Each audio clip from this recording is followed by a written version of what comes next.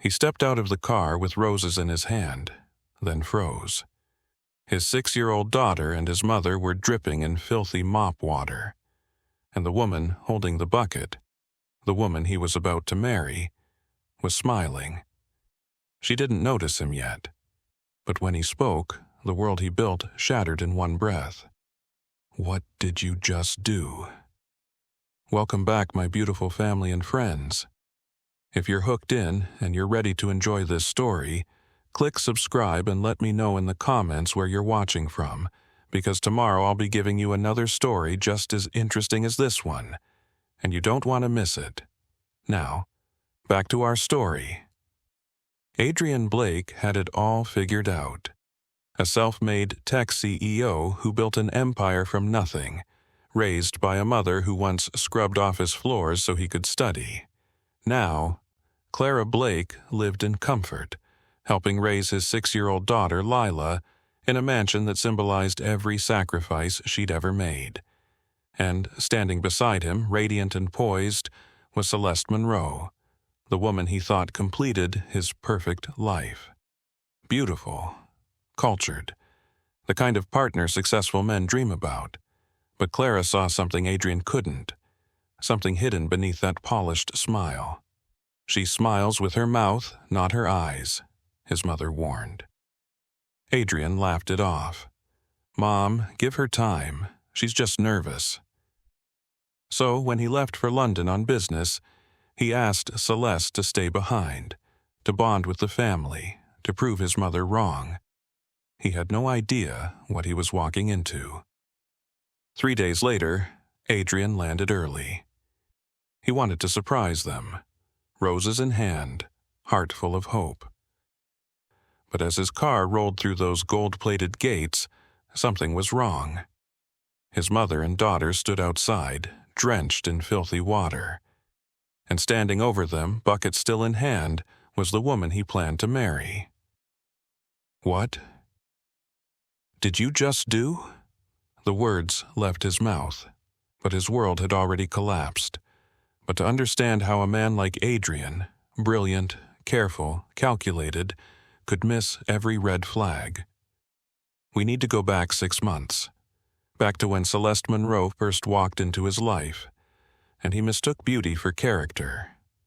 Adrian Blake wasn't born into wealth. He was forged by it, or rather, by the lack of it. Raised in a cramped 2-bedroom apartment on the city's south side, Adrian watched his mother work 3 jobs after his father walked out. Clara Blake cleaned office buildings at night, served breakfast at a diner in the morning, and somehow still found time to help him with homework by candlelight when the electricity got cut off. She never complained, never made him feel poor. Instead, she made him feel possible. "You're going to build something, baby," she'd whisper, kissing his forehead before her graveyard shift. "Something nobody can ever take away." And he did. Scholarship to Stanford, a tech startup that caught fire. By 32, Adrian Blake was a name people knew, not just in Silicon Valley but everywhere. Forbes called him the architect of tomorrow. TED Talks, charity galas, magazine covers. But the money never changed him. He bought his mother a mansion, not to show off, but to give her the rest she'd earned. He hired Esther, a kind-hearted housekeeper who became family. And when his wife passed away from complications during childbirth, leaving him with baby Lila, Clara moved in without hesitation. "You raised me, Mom," Adrian said through tears. "Now help me raise her." And she did. For 6 years, the 3 of them, Adrian, Clara, and Lila, built a life rooted in love, not luxury. Sure, the house had marble floors and a home theater, but what mattered were the Sunday dinners, the bedtime stories, the way Lila's laughter echoed through halls that could have felt empty. This was his foundation, his real success. Until Celeste Monroe entered his life and made him believe he deserved more. They met at a charity gala. Adrian was giving a speech about closing the wealth gap in education, Celeste was in the front row, an emerald gown catching the light, eyes locked on him like he was the only person in the room. Afterward, she approached with a champagne flute and a disarming smile. "You speak like someone who's lived it," she said. "Most people up there just read scripts." Adrian was caught off guard. "I don't believe in scripts. Neither do I." Her smile widened. "Celeste Monroe, and before you ask, yes, I Googled you before I came tonight." He laughed. She was bold, confident, gorgeous, yes. But more than that, she seemed real. Over the next few weeks, they texted, then coffee, then dinners that stretched into late-night conversations about art, ambition, and what it meant to build something meaningful. Celeste had a background in philanthropy consulting. She traveled the world, hosted fundraisers, and moved through elite circles with ease. She was everything Adrian thought he needed. A partner who could match his world, someone who understood the pressure of being watched. "She's impressive," he told Clara one evening. "I think you'd really like her." Clara paused, folding laundry. "Does she know about us? About where you came from?" "Of course." Adrian frowned. "Why wouldn't she?" "Just asking, baby." Clara's voice was gentle, but her eyes held a question she didn't speak aloud. 3 months into dating, Adrian invited Celeste over for Sunday dinner. It should have been simple, casual, a chance for the two most important women in his life to connect. But from the moment Celeste stepped through the door, something felt off. She complimented the house, but her eyes swept over the family photos on the mantel like they were outdated furniture. She smiled at Clara, but it didn't reach her eyes. And when Lila ran up, excited to show her a drawing she'd made, Celeste crouched down with the kind of politeness you'd give a stranger's child. "That's lovely, sweetheart," she said, handing the paper back a little too quickly. Dinner was worse. Clara had spent all afternoon cooking. Her famous braised short ribs, cornbread from scratch, collard greens seasoned the way Adrian's grandmother used to make them. Comfort food, soul food, the kind of meal that said you're family now. Celeste picked at her plate. "This is very traditional," she said, voice light but pointed. "Do you cook like this often, Clara?" "Every Sunday," Clara replied warmly. "It's how we stay connected." Celeste sipped her wine. "Adrian, you didn't tell me you were so rooted in routine. I thought you were a disruptor." Adrian laughed it off, but Clara's smile tightened. Later that night, after Celeste left, Clara found Adrian in the study. "She doesn't see us, baby." Adrian looked up, confused. "What do you mean?" "She sees the house, the name, the success." Clara's voice was soft, careful. "But she doesn't see you, not the real you," Adrian sighed.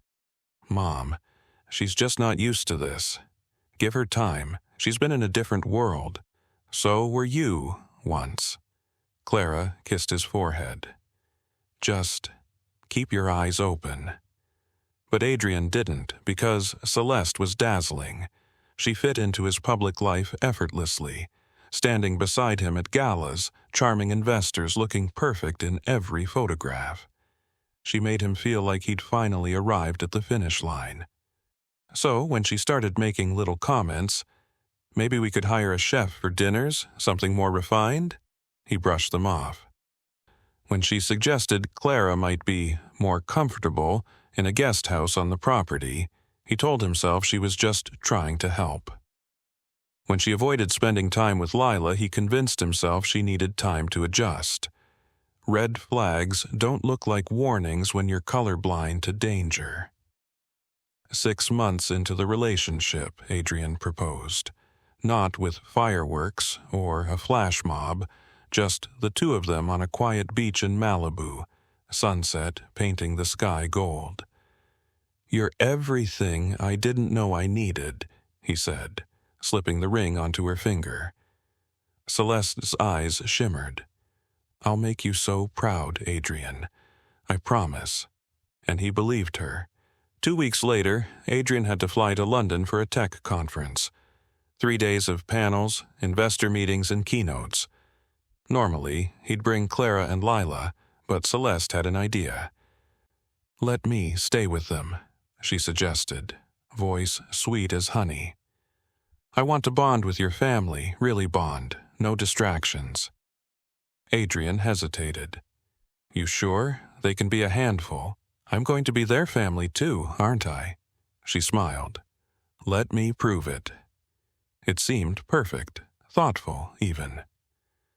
So Adrian kissed them all goodbye, Clara, Lila, and Celeste, and boarded the plane with a heart full of hope. He had no idea he was leaving them alone with a woman who'd been wearing a mask the entire time. A mask that was about to slip. The moment Adrian's car disappeared down the driveway, Celeste's smile faded. She turned to Clara, who was waving from the porch with Lila in her arms. "Well," Celeste muttered under her breath, straightening her silk blouse, "let's see how long this little charade lasts." Esther, watching from the kitchen window, felt a chill run down her spine. Something was about to go very, very wrong. What happened over the next 3 days would reveal the truth Adrian had been too blind or too hopeful to see. And by the time he returned, nothing would ever be the same. The first morning, without Adrian, started innocently enough. Clara prepared breakfast like always: scrambled eggs, turkey bacon, fresh squeezed orange juice. Lila sat at the kitchen island, coloring in her favorite sketchbook while humming a song from school. Celeste descended the stairs in a silk robe, phone already pressed to her ear. Absolutely divine, darling. Yes, the venue was exquisite. Her laugh was musical, performative. "Oh, you're too kind. Adrian and I are just, well, we're building something really special." She didn't acknowledge Clara or Lila. Just breezed past them like furniture, pouring herself coffee from the pot Clara had made. When she finally ended the call, the smile vanished. "Clara," her voice was clipped, "next time, brew the coffee stronger. This tastes watered down."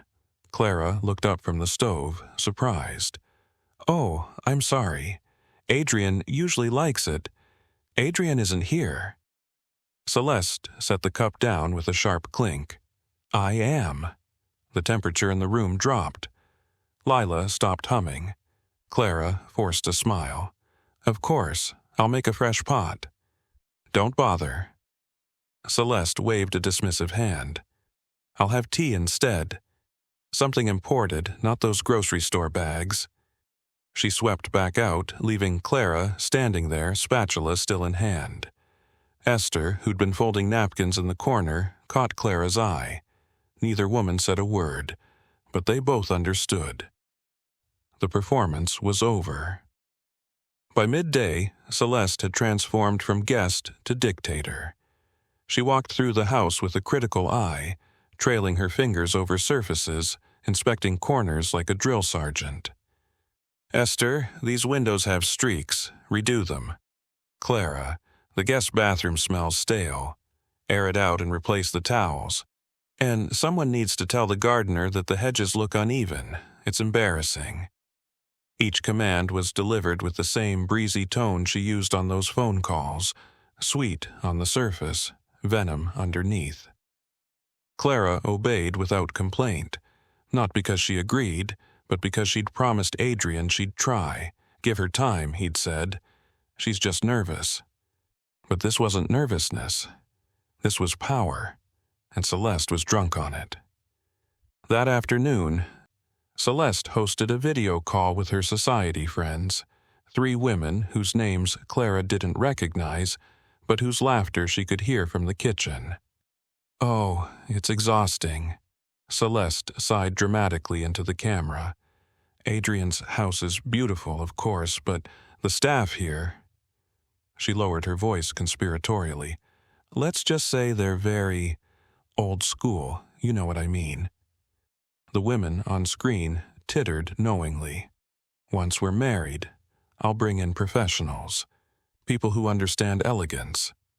Clara, passing by with fresh linens, heard every word. Her hands tightened on the fabric, but she kept walking. Esther found her moments later in the laundry room, folding sheets with mechanical precision. "Miss Clara, I'm fine, Esther. You don't have to put up with—" "I do." Clara's voice was firm but gentle. "For Adrian, for Lila. This is temporary." But even as she said it, doubt crept into her chest. How temporary could cruelty be before it became permanent? Lila felt it too. Children always do. She started spending more time in her room, drawing pictures of her late mother, images pulled from photographs Clara kept on the mantel. In Lila's sketches, her mama smiled down from clouds, arms open wide. "Do you think Mama can see me?" Lila asked Clara one evening as they sat together on her bed. Clara's heart broke. "Every single day, baby. She's so proud of you." "Then why does Miss Celeste look at me like I'm in the way?" Clara pulled her granddaughter close. "You are never in the way, you hear me? This is your home." But the next afternoon, Celeste proved otherwise. Lila had been playing in the living room, nothing wild, just arranging her stuffed animals in a circle for a pretend tea party. Her laughter rang out, pure and unself-conscious. Celeste appeared in the doorway, arms crossed. "Must you be so loud?" Lila froze, clutching her teddy bear. I'm sorry, Miss Celeste, I was just—" "You were just being disruptive." Celeste's smile was thin, sharp. "Refinement, darling, is about control. Something you people clearly don't understand. You people." The words landed like a slap. Lila's eyes welled up, but she bit her lip, refusing to cry. Clara, who'd been in the hallway, stepped into view. "Lila, sweetheart, why don't you take your toys upstairs? I'll bring you a snack in a bit." Lila gathered her animals and fled, head down. Celeste turned to Clara, unbothered. "She needs structure, discipline. Adrian's too soft on her." Clara's jaw tightened. "She's 6 years old." "Exactly, which is why boundaries matter." Celeste's gaze swept over Clara with clinical detachment. "I'm sure you did your best raising Adrian, but children need more than—" She waved vaguely. "This." The dismissal was absolute. Clara said nothing, just turned and walked away before the fury in her chest could escape. On the second night, Celeste announced she wanted to host a bonding dinner. "Something intimate," she told Clara. "Just the three of us. A chance to really connect." Clara felt a flicker of hope. Maybe she'd been wrong. Maybe this was Celeste trying.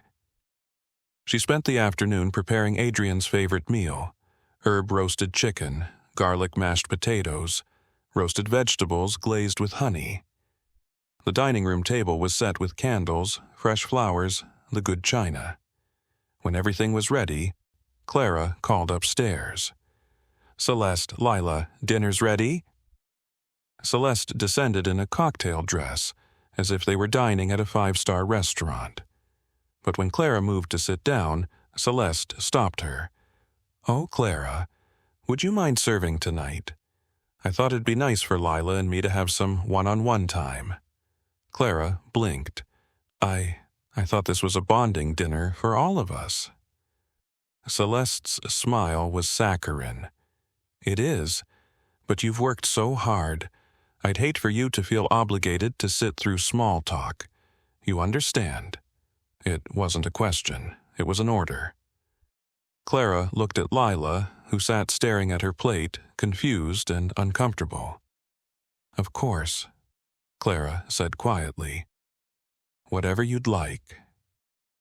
She served them like a stranger in her own home, poured their water, brought out each course, stood in the corner while Celeste made forced conversation with Lila, asking questions she didn't care about, offering compliments that rang hollow. Lila barely ate. When the meal finally ended, Celeste dabbed her lips with a napkin. "Thank you, Clara.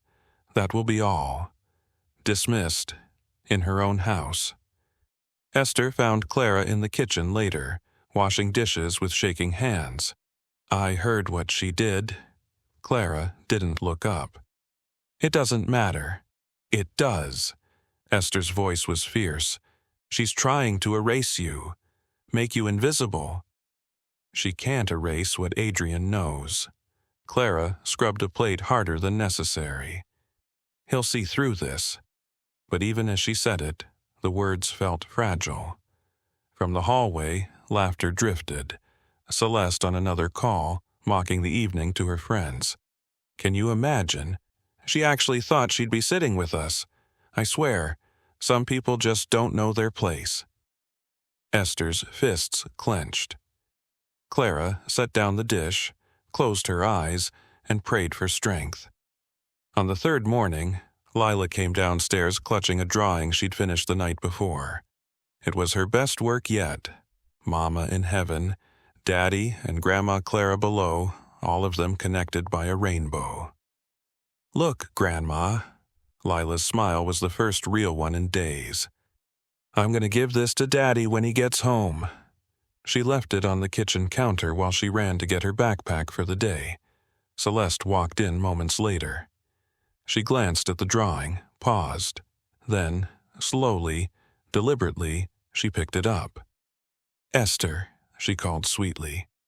"Do we have a recycling bin nearby?" Esther turned, confused. "Ma'am?" Celeste held up the drawing with 2 fingers, like it was something soiled. It's clutter. That's Lila's. I know what it is." Celeste's smile was cruel. "Maybe her daddy will hang this in his office, right next to the modern art." And then, with a sharp motion, she tore it in half. The sound echoed through the kitchen. Esther gasped. Clara, walking in at that exact moment, froze. Celeste dropped the pieces into the trash, brushed her hands together, and turned with a satisfied smirk. "Much better. Now this place looks like it belongs to adults." She walked away, heels clicking against marble. Clara stood motionless, staring at the torn pieces of her granddaughter's heart scattered in the garbage. Esther rushed to her side. "Miss Clara, get Adrian on the phone," Clara whispered, voice trembling with something darker than anger. "What are you going to tell him?" "The truth." Clara's eyes burned.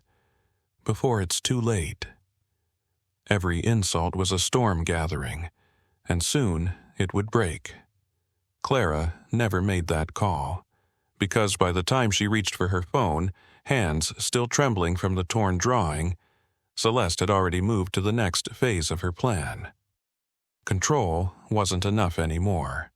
She wanted erasure.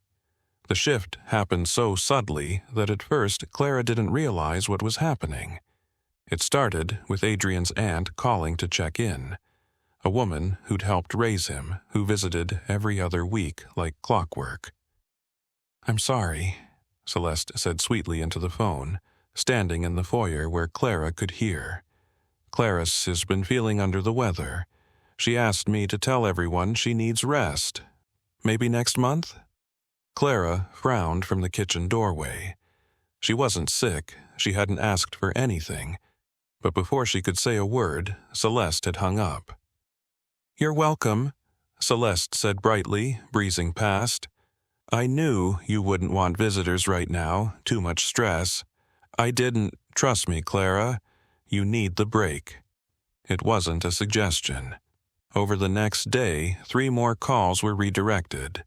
Adrian's cousin, a longtime family friend, even the pastor from their church. Each time, Celeste delivered the same script. "Clara's resting.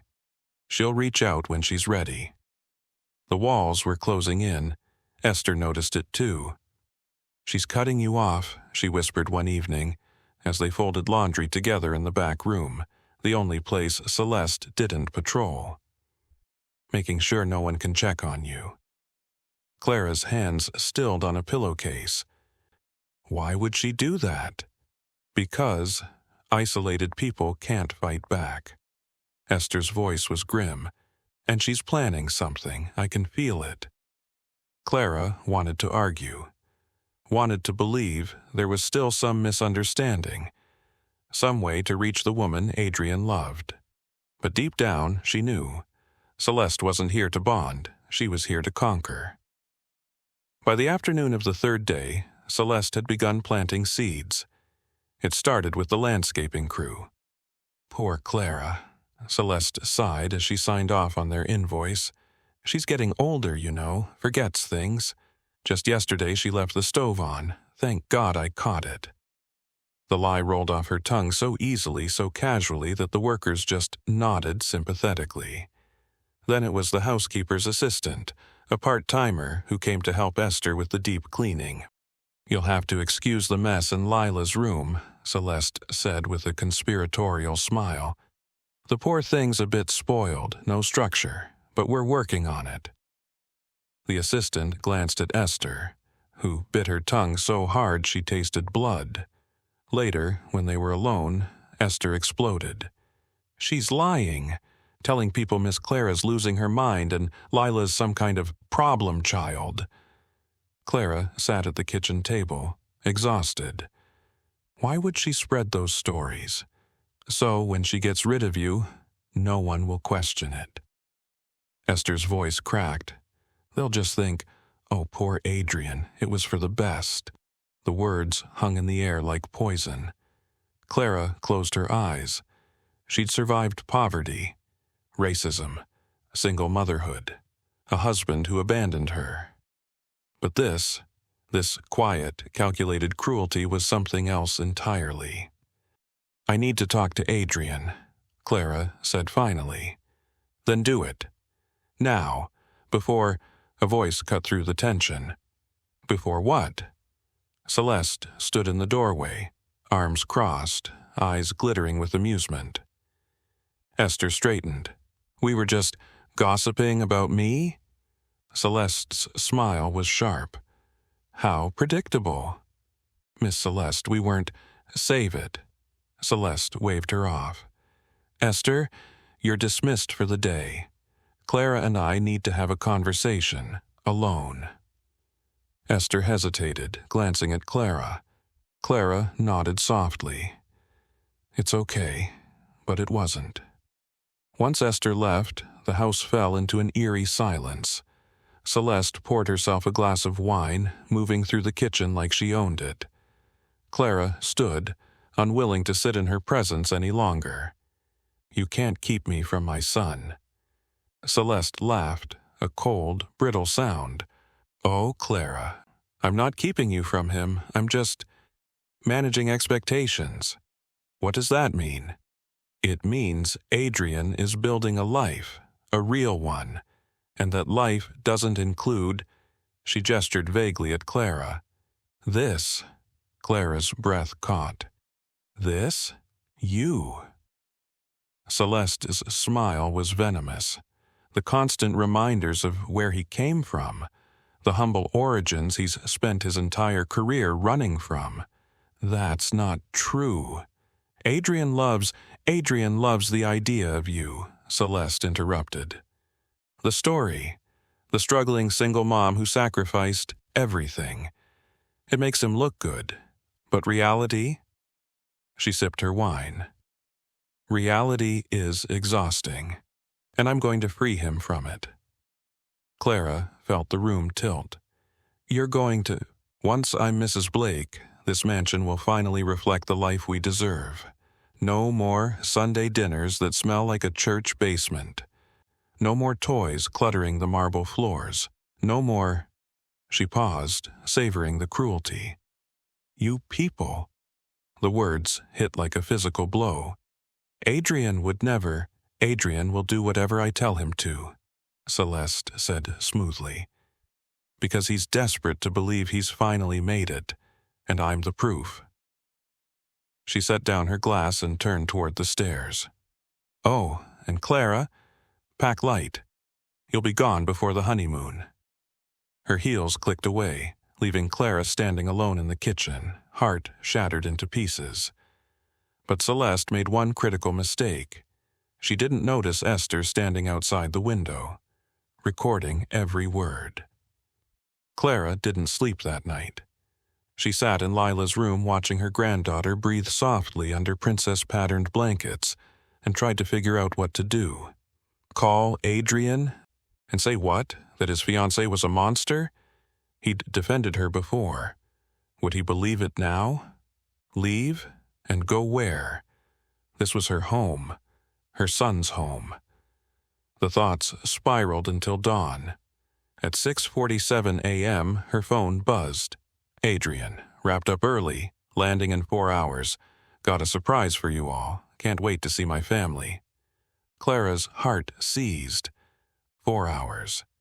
He was coming home early, expecting smiles, warmth, the family he'd left behind, but he had no idea what he was walking into. She texted back quickly, "We need to talk when you get here. Important." But before she could add more, another text came through. "Adrian, everything okay?" Her fingers hovered over the keyboard. She could tell him now, warn him, explain everything. But what if Celeste intercepted the messages somehow?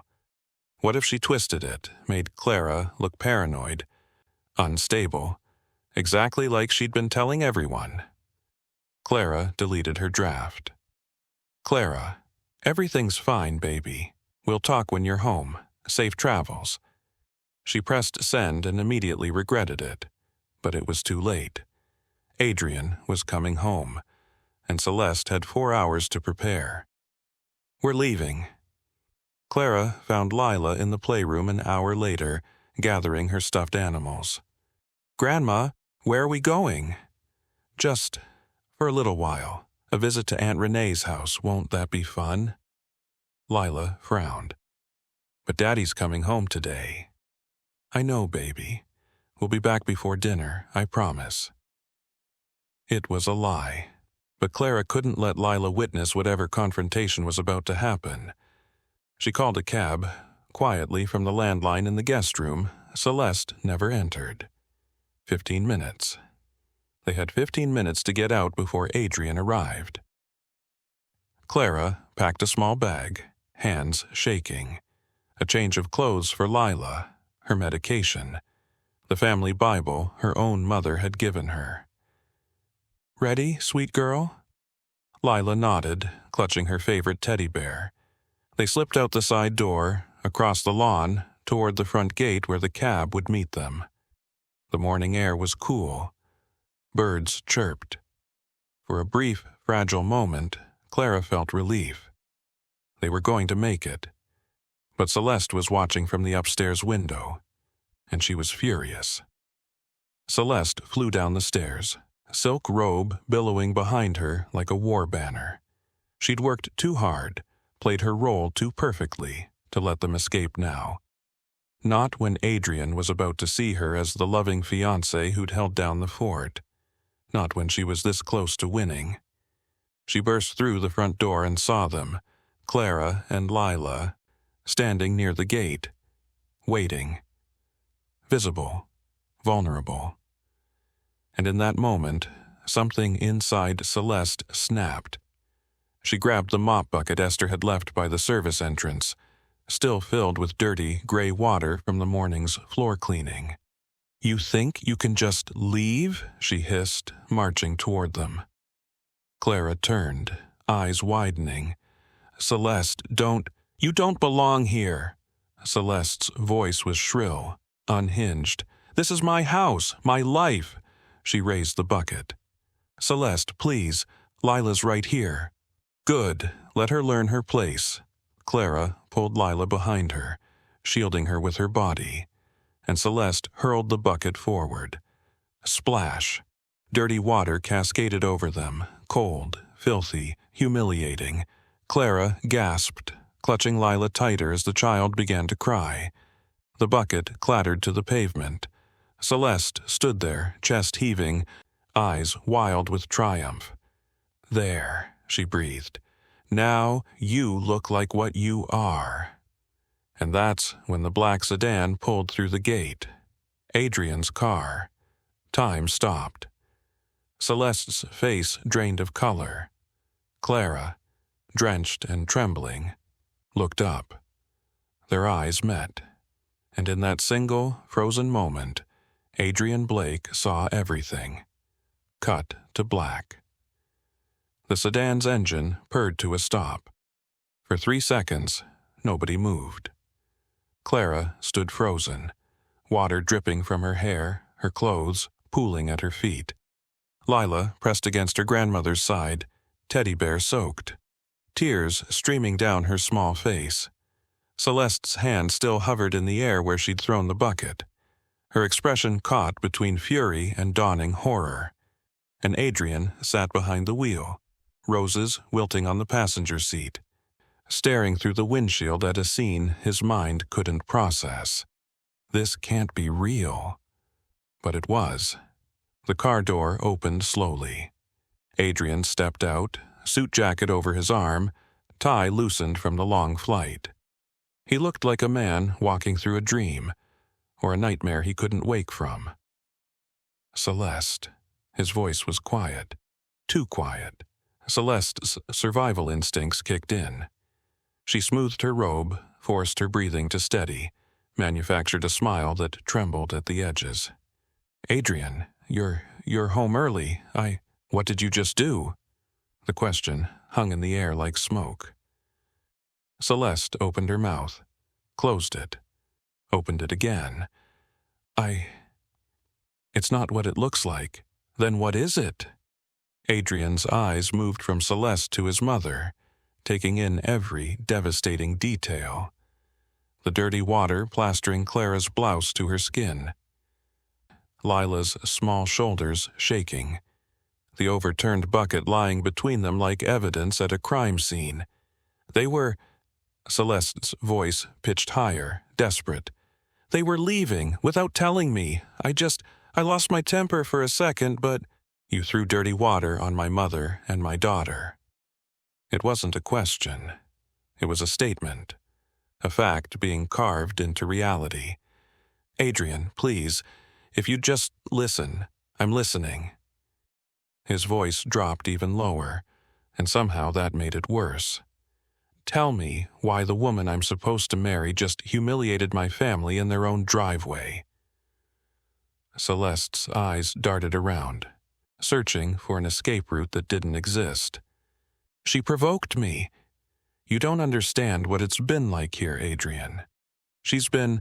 Clara's been undermining me since you left, turning the staff against me, making me feel like an outsider in what's supposed to be my future home." The lie was smooth, practiced, the kind Celeste had weaponized her entire life.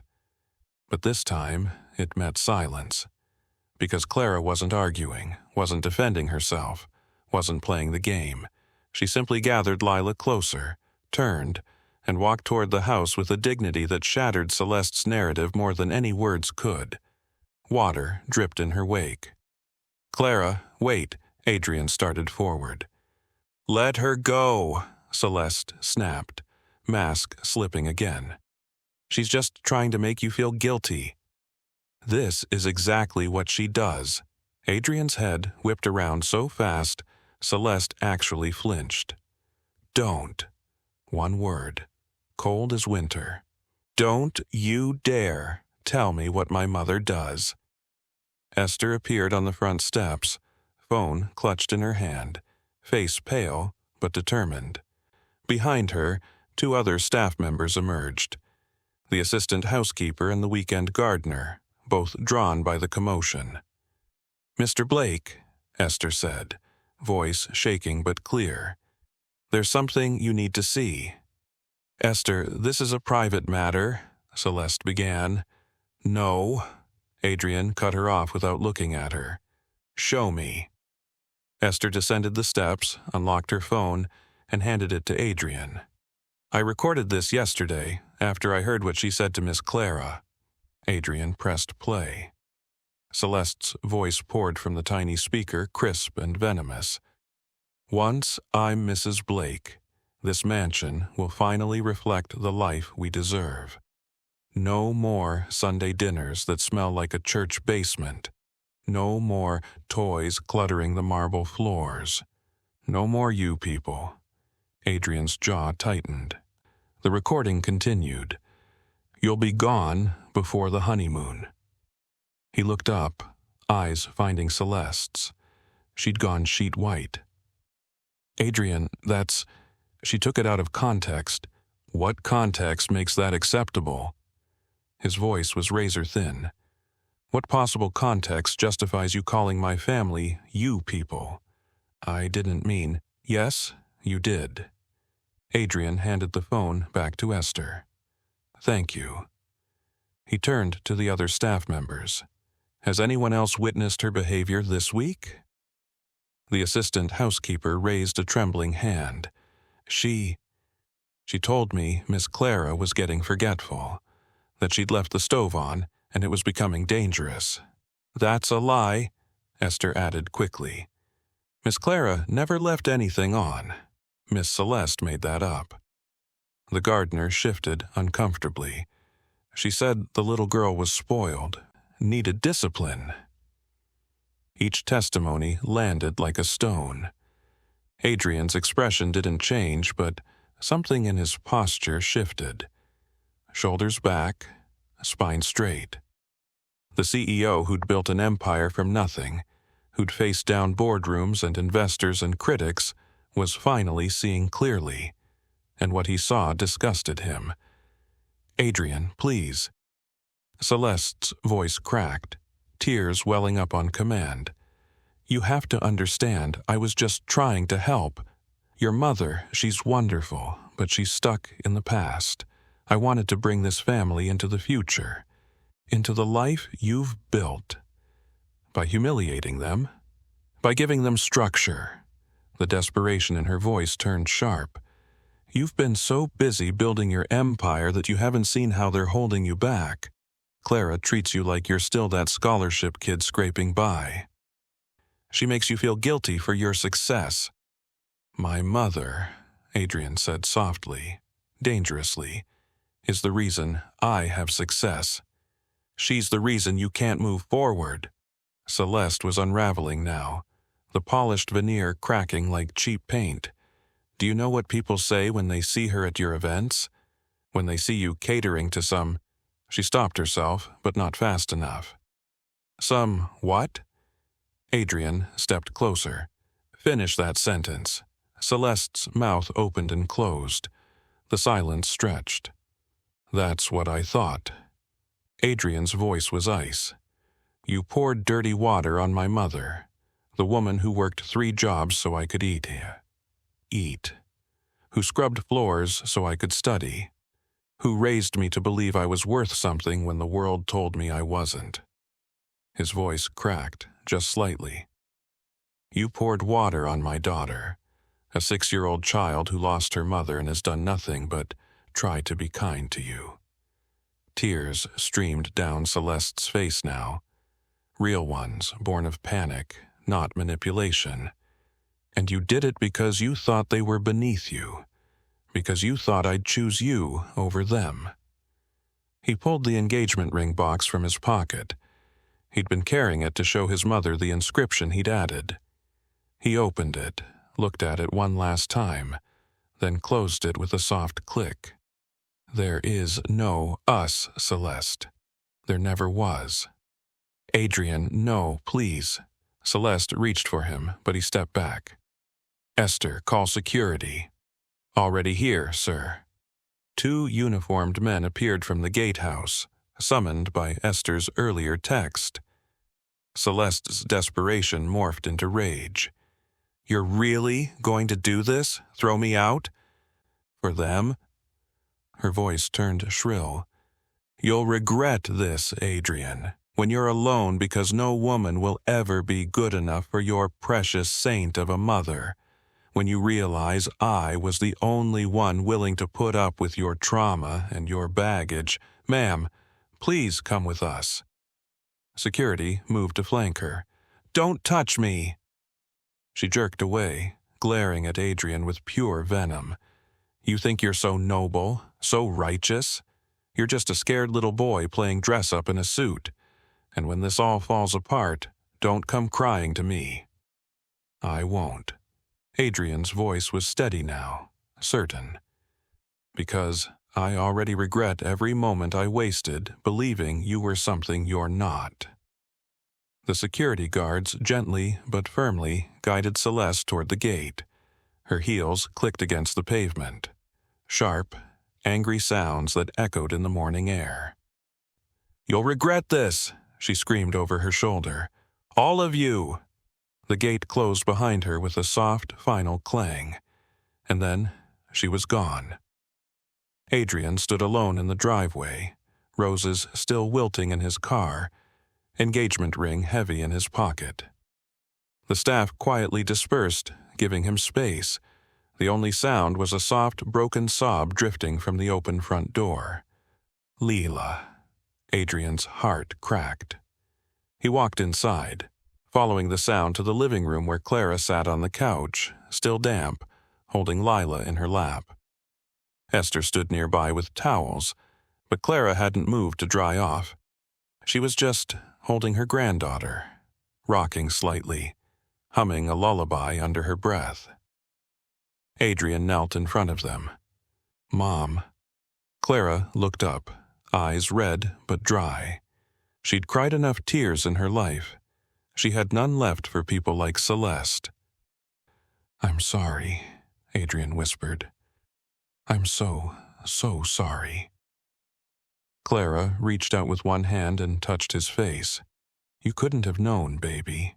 I should have listened to you. You loved her. That's not a sin. I chose her over you." "No." Clara's voice was firm. "You chose to believe in the good in people. That's who I raised you to be." Adrian's eyes filled. "I won't make that mistake again." "Good." Clara pulled him close, Lila sandwiched between them. "Because we're all you need. Right here." Lila's small voice broke through. "Daddy?" "Yes, baby." "Is Miss Celeste gone forever?" Adrian kissed her forehead. "Forever." "Good." Lila buried her face in his chest. "She was mean." "I know. And I'm sorry I didn't see it sooner." They sat like that, 3 generations, broken but undefeated, as morning light streamed through the windows. Outside, the estate was silent. Inside, slowly, healing began. The truth had finally surfaced, but peace was still far away. The house felt too big. Adrian sat alone in his study that evening, still wearing the wrinkled suit from his flight, tie long discarded.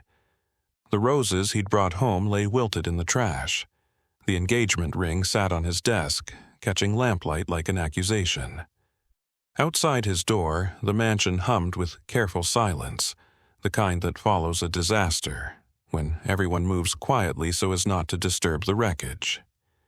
He'd sent Clara and Lila upstairs hours ago, after they'd changed into dry clothes and Esther had made them soup neither of them touched. Lila had fallen asleep clutching her grandmother, and Clara had simply nodded when Adrian said he needed time to think. She understood, she always did. That was the worst part. Adrian opened his laptop, intending to catch up on emails, but his hands wouldn't move. Instead, his mind replayed the last 6 months like a prosecutor presenting evidence. She smiles with her mouth, not her eyes. His mother's words, spoken over Sunday dinner, brushed aside with a laugh. Maybe we could hire a chef for dinners, something more refined? Celeste's suggestion, delivered sweetly, that he'd rationalized as wanting to help Clara. Your mother might be more comfortable in the guest house. More privacy for her. A red flag he'd painted green. Every warning, every hesitation, every moment Clara's smile had tightened, or Lila had grown quiet around Celeste.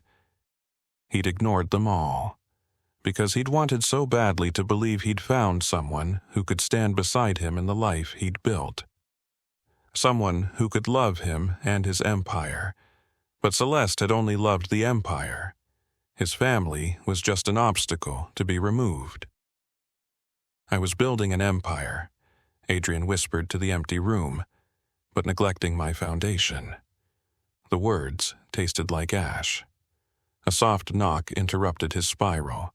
Esther stood in the doorway, eyes red-rimmed but steady. "Thought you might need this." She set down a plate, roast chicken sandwich, just the way Clara used to make when he was studying for exams. Adrian's throat tightened. "Thank you." Esther hesitated. "Mr. Blake, this wasn't your fault. I brought her into this house. You fell in love. That's not a crime." Esther's voice was gentle but firm.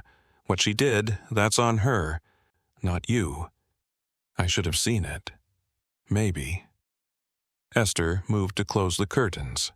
Paparazzi had started gathering outside the gates an hour ago, cameras flashing through the iron bars. "But Miss Clara doesn't blame you, and neither does Lila. They should. Well, they don't." Esther met his eyes. "So, maybe stop punishing yourself and start figuring out how to make sure this never happens again." She left before he could respond. Adrian sat in the dimmed study, untouched sandwich before him, and let himself feel the full weight of what he'd almost lost. By morning, the story had leaked. Not the details, thank God, not the details, but enough. Tech mogul Adrian Blake calls off engagement. Sources say Blake family drama behind split. Celeste Monroe. Out what really happened. Adrian's phone buzzed incessantly. Publicists, board members, friends who weren't really friends, just curious. He ignored them all. Instead, he sat with his mother and Lila at the breakfast table, the first meal they'd shared in what felt like forever, and made a decision. "I'm going to release a statement." Clara looked up from helping Lila with her oatmeal. "You don't owe anyone an explanation." "I owe you one." Adrian pulled out his phone and typed quickly, then showed her the screen. "Effective immediately, my engagement to Celeste Monroe has ended. The decision is final and was made in the best interest of my family. I will not be answering questions or providing additional details. Respect is non-negotiable, in business and in life." Clara read it twice, then nodded. Simple, honest. "Like you taught me." He posted it before he could second-guess himself. Within minutes, the internet erupted. What Adrian didn't expect was the sympathy. Comments poured in, thousands of them from people who'd met Clara at charity events who'd seen her warmth and grace, from parents who'd watched Lila at community programs Adrian sponsored, seen her kindness. "Clara Blake is a treasure. Whatever happened, I'm Team Clara." Adrian's mother raised a king, a smart man for protecting his family. Respect is non-negotiable. More people need to hear this. Even business contacts reached out, not to pry, but to support. "Family first, always. Let me know if you need anything." From a Fortune 500 CEO. "Your mother raised you right, that's clear." From an old Stanford professor. The tide of public opinion didn't just support Adrian. It buried Celeste. Her social media went dark within hours. Her philanthropy consulting firm quietly scrubbed her name from their website. The society friends who'd laughed on those video calls suddenly couldn't remember her number. In the court of public perception, she'd been tried and convicted. Adrian felt no satisfaction in it, just exhaustion. That night, after Lila had gone to bed, Adrian found Clara in the garden. She was tending her roses, the ones she'd planted when they first moved in, back when this mansion was just a dream taking shape. "Can I join you?" Clara smiled softly. Always. They worked in comfortable silence for a while, pulling weeds, checking soil. Simple work, grounding. Finally, Adrian spoke. How did you know? About her? Clara sat back on her heels, considering. I didn't, at first. Not for certain. But you sensed something. I sensed she was performing. Clara brushed dirt from her hands. When people love you, Adrian, they see you. Not what you can give them. Not what you represent. And Celeste saw a trophy, a lifestyle, a story she could tell at parties. Clara's voice held no bitterness, just clarity. She loved the idea of you, but ideas can't keep you warm at night. Adrian absorbed this, throat tight. I'm sorry I didn't trust your instincts. Baby, your instincts were good too. You wanted to believe in love, that's not wrong. But I almost lost you both because of it. Clara reached over and took his hand. Weathered, strong, still marked with calluses from years of work no amount of wealth could erase. Wealth reveals others more than it changes you, she said quietly. That money you made? It didn't change who you are, but it showed who she was. Better to know now than after the wedding. Adrian squeezed her hand. I promise I will never doubt your voice again. I'm not asking for that. Clara's eyes twinkled. I'm asking you to trust your own voice, the one I raised, the one that knows what real love looks like. And what does it look like? Clara gestured to the house behind them. Windows glowing warm, Lila's nightlight visible in her upstairs room, Esther's shadow moving in the kitchen. Like this, like people who stay when things get hard, who show up when no one's watching, who love you when you're broke and when you're blessed. Adrian felt something crack open in his chest, not breaking, but blooming. I love you, Mom. I know, baby. I always have. Later, alone in his room, Adrian's phone buzzed, unknown number. He should have deleted it immediately, but something made him open it. You think it's over? Think again. You humiliated me, destroyed my reputation, my career. You'll pay for that. Watch your back, Adrian, you and your precious family. His blood ran cold. For a moment, just a moment, fear seized him. Then he thought of Clara's words. Wealth reveals others. Celeste was revealed now, fully, and she had nothing left but empty threats. Adrian took a screenshot, forwarded it to his lawyer and head of security, then blocked the number. He wouldn't let her poison one more moment of his life. He deleted the thread, chose peace, and turned off his phone. Downstairs, the house settled into nighttime rhythms. Esther locked the doors, checked the security system twice. Clara said her prayers, thanking God for truth and protection. Lila dreamed of rainbows and her mother's smile, and Adrian sat in the darkness of his room, finally, feeling like he could breathe. The storm had passed. The mask had shattered. The truth, painful as it was, had set them free. Tomorrow they would begin rebuilding. Tonight they would simply rest. Guilt had given way to healing. And in the quiet spaces between heartbreak and hope, the Blake family found their strength again. 1 month later, the world had moved on. Celeste Monroe's name disappeared from society pages. Her consulting firm quietly dissolved, her social media accounts deleted. Some said she'd moved to Europe. Others claimed she'd retreated to her family's estate in Connecticut, too humiliated to show her face. Adrian didn't know, didn't ask, didn't care. The engagement was officially dissolved. Paperwork signed, ring returned to the jeweler, deposits on the venue forfeited without a second thought. Money he'd once spent trying to build a future with the wrong person. Now, He was investing it in something that mattered. The press conference was small, intimate, just the way Adrian wanted it. He stood at a podium in the community center where his mother used to bring him as a child, the same place that had fed them when groceries ran out, that had provided after-school care when Clara worked double shifts. Behind him, a banner read, "The Clara Blake Foundation, empowering single mothers through education." Clara sat in the front row, hands folded in her lap, eyes glistening. "My mother worked 3 jobs to keep me fed, clothed, and in school," Adrian began, voice steady. "She scrubbed floors so I could study on them. She sacrificed sleep so I could dream. And she never once made me feel like we had less. She made me feel like I had more. More love. More purpose. More possibility."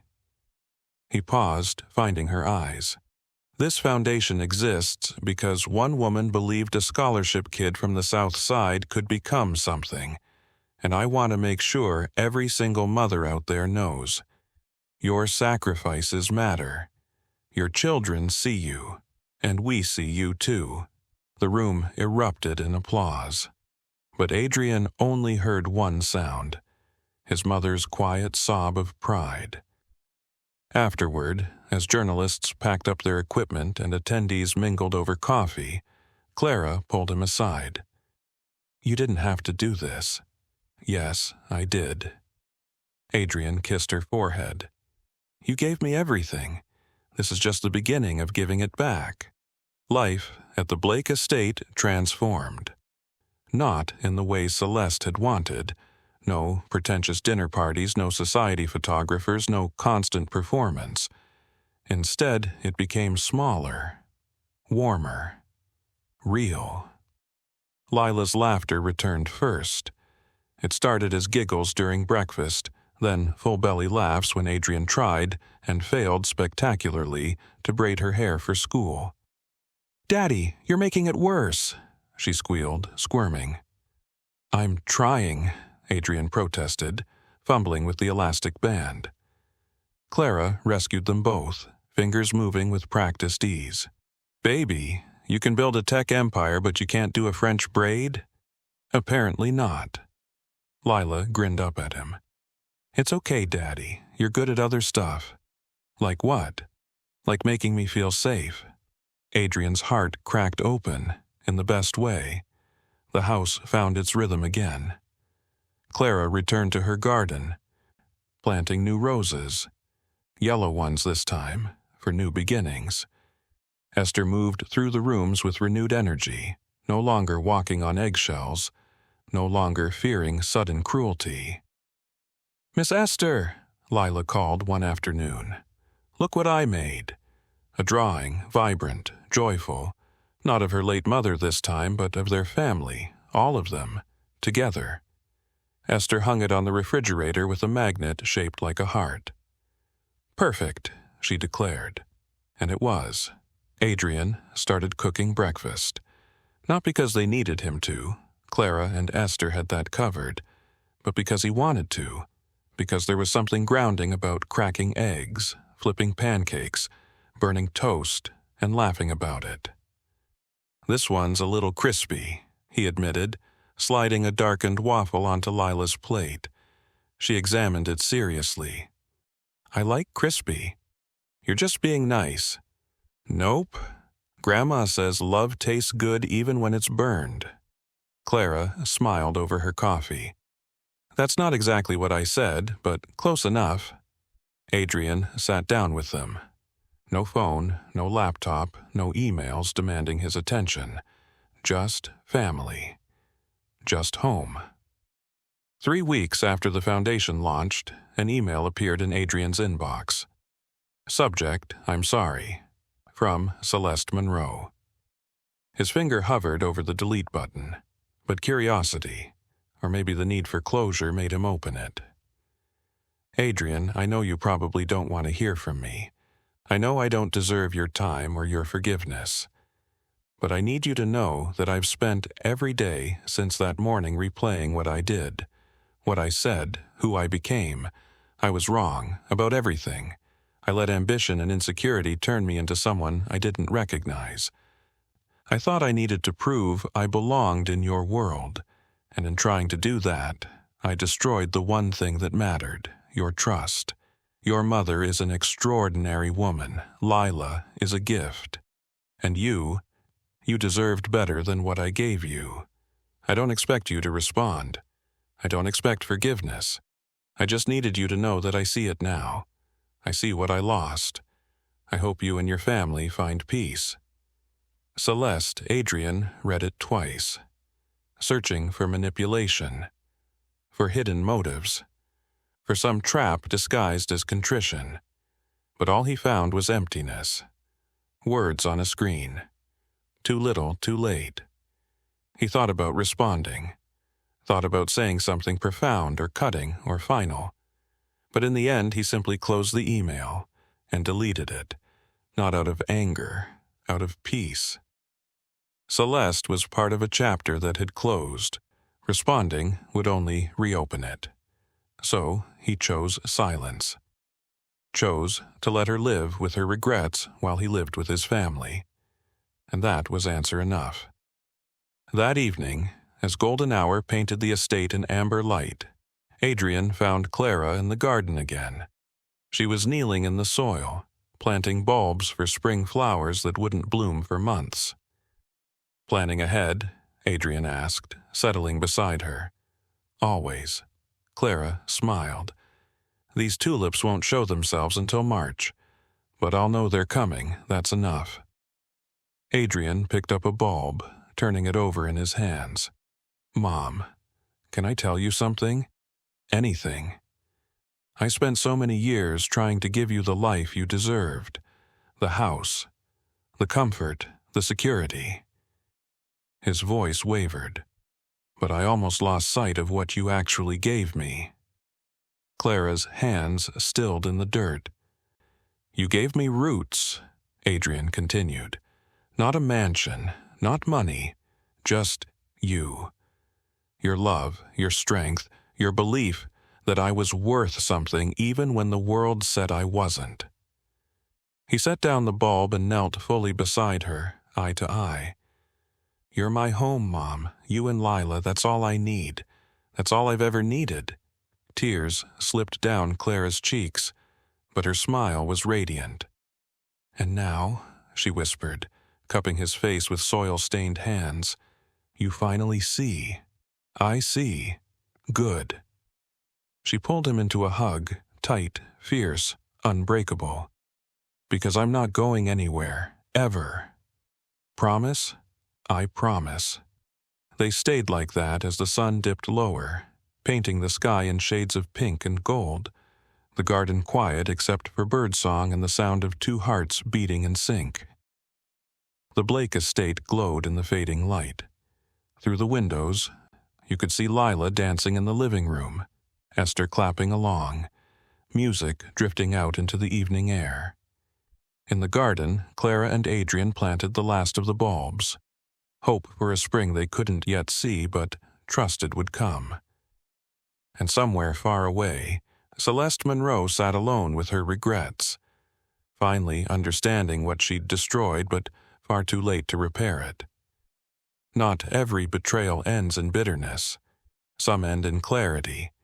Some strip away the false and leave only what's real. Love that weathers storms, family that stands firm, and the quiet knowledge that wealth isn't measured in bank accounts. It's measured in moments like these, in soil beneath fingernails and laughter through open windows, in a grandmother's wisdom and a daughter's joy, in a man who built an empire but learned that his true foundation was built long before the first dollar ever came. Adrian Blake had everything, lost what didn't matter, and found what did. If this story touched your heart, comment loyalty below, because love without respect isn't love at all. And if you believe that family is the real empire we build, hit that subscribe button. We've got more stories about people who learned what truly matters, the hard way. What would you have done in Adrian's position? Let us know in the comments. We read every single one. The Blake family learned that sometimes the greatest gift isn't what money can buy. It's recognizing the treasure you already have before it's too late. And in a world obsessed with image, status, and performance, they chose something revolutionary: authenticity, humility, love. Not every story ends with a wedding. Some end with something far more valuable: truth. Thank you for watching this story to the end. If you enjoyed this story, you will surely love the next one. It's as crazier and more intriguing as you can ever imagine. So do check it out. Click on the image showing on your screen right now to watch the next one.